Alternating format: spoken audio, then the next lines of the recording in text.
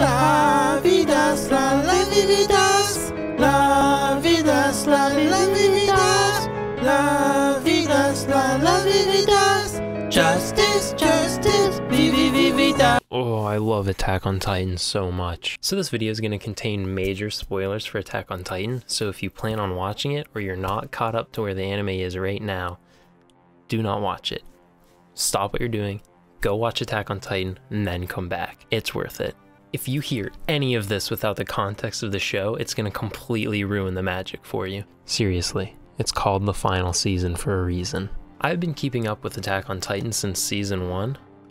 Probably around 2014 or so, and it just keeps getting better and better. They keep raising the bar every single time. At the time of making this video, episode 7 of the final season, I believe that's episode 66 overall, is the latest one that came out, and it ended on this cliffhanger. So it seems right now Attack on Titan is really blurring the lines between good and evil.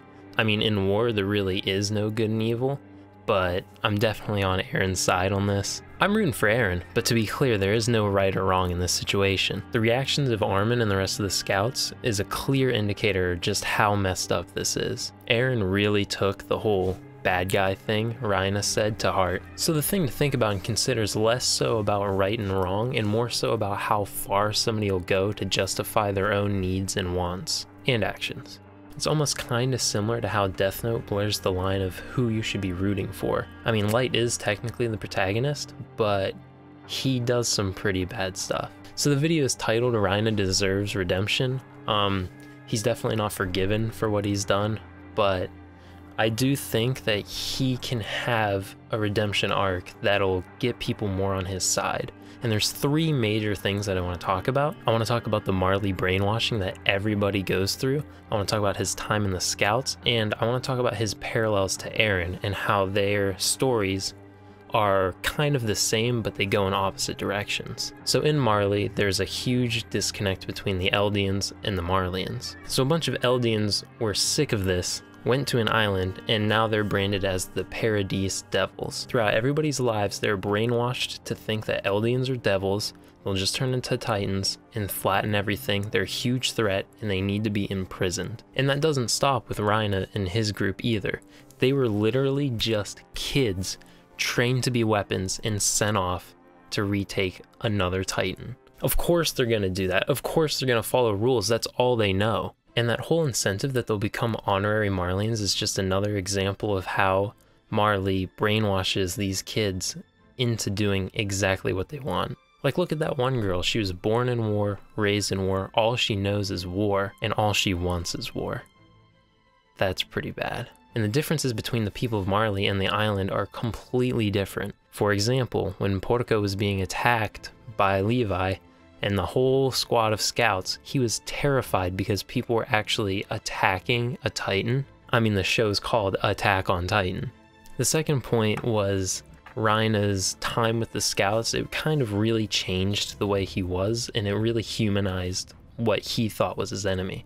So everybody he hung out with had personalities of normal people, normal humans. They weren't devils at all. The more time he spent with them, the more time he forgot who he was and why he was even there. You could tell that from the beginning he regretted his decisions, but since he already started it, it was kinda too late to back down. He had to finish his mission for Marley. He acts like a Marleyan even though he's an Eldian, and I'm sure that's what triggers his personality disorder to really come forward. He's completely split in half, wondering if he's a warrior or a scout. Like when he joined the scouts, he was already ahead of the game. He had his struggles when he was training in Marley, that now that he was doing the training for the military, he blew through everything. He felt good. He felt like he had a place to be. He felt like he belonged. And he spent many years, many nights, many meals with these people, laughing, having fun. They were friends. And that fear in his eyes, when he saw the Beast Titan for the first time again, brought the reality of the situation all back.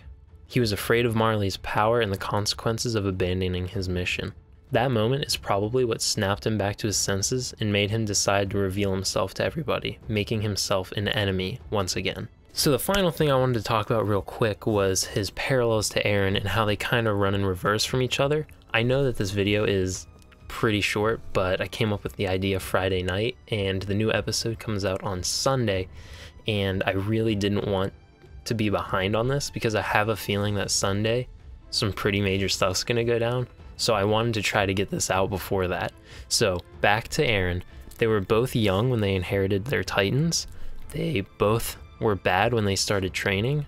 Like I said, their stories are very similar, except they run in the opposite. Reiner was terrified of Eren, just like Eren was terrified of Reiner at the beginning. When Eren transformed in front of Reiner when they were declaring war is exactly the same as when Reiner transformed in front of Eren, and his fear in the first episode when the Titans attacked, Reiner was there. Reiner busted through. He was the reason for Eren's mom's death, and Eren was terrified.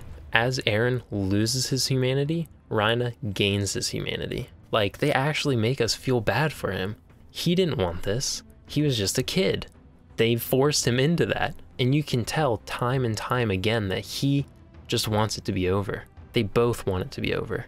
They both hate walls for their own reason. Eren thought it was like a cage, and Reiner ties it to his good memories that he wants to forget. He wants nothing to do with them. What else? Titans both ate people that were close to them. They both ended up trios, Armin, Mikasa, and Eren, with Reiner, Bertoldo, and Annie. How do you say that? Bertolt? Bertoldo? Bertholt? They both just wanted to be a hero.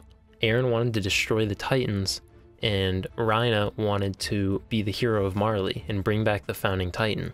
They both had a moment where they took the other person's hand and picked them up. They both had monumental transformations in front of each other, very direct, very impactful, very intense. Eren woke up in the beginning of the first episode, just like how Falco woke up in the beginning of the final season. I don't know if this has any ties to that, but I feel like there's a good chance he is going to end up becoming the Armored Titan. I don't really understand how they have their dreams or their memories before they even inherit any Titan powers, because I know that when you inherit a Titan, you get their memories, but at that point they didn't have them yet. But maybe there's a reason why the memories thing is all messy and like the timing is off. We'll have to see. It seems like everything from the beginning of Attack on Titan has been so planned that I don't think that something like that would happen without a reason. The posters are an amazing illustration for the kind of transformation that both Eren and Reiner go through, where it starts off with Reiner being the big baddie, Eren is very small, and slowly transitions to them being on equal footing, and then it ends up with Eren being the big baddie and Reiner cowering underneath. There's a good chance that they'll end up fighting for the same goal, I think, but using different means to achieve that. I don't know if they'll team up necessarily, but really they both want the same thing. They just want it all to be over. The only difference really is that Eren wants to kill everybody that's in the way, and Reiner just kind of wants to give up. They both went through so much, and I think Reiner can get a pretty good redemption. Reiner's loyalty to Marley might be the reason why he just wants to give up and he can't actually go through with the means that Eren's willing to go through. But deep down, I really feel like he does want to unite everyone and be rid of Eldian oppression. I really am the same as you. They kind of pull a Last of Us 2, except we actually care more about these characters, and the contrast of living arrangements was super interesting. Especially after just learning more about the world past the sea, it was completely natural to switch over to Marley because that's what everybody wanted to see. And also planting those little hints of Eren and the rest of the scouts being in Marley already was genius. I don't think Eren's decision was wrong in the slightest.